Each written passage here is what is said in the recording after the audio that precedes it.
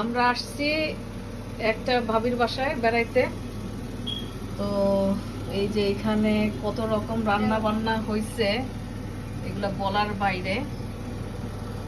মানে কত টাইপের আইটেম সে করছে, মাংস থেকে শুরু করে বিভিন্ন রকম ভাজি। করলা ভাজিটা দেখা ইলিশ মাছ হেভি লোভ লাগতেছে।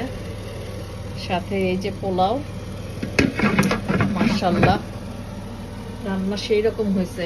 এগুলা, এটা মনে হয় কোনো ডিমের ঝুড়ি। এটা একটা টক টক ডাল, এটা একটা লাউ তরকারির মতো।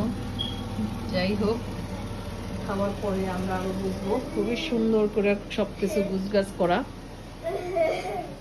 মানে খুব ভালো লাগতেছে। গার্ডেনটাও খুবই সুন্দর। আসলাম যে আমরা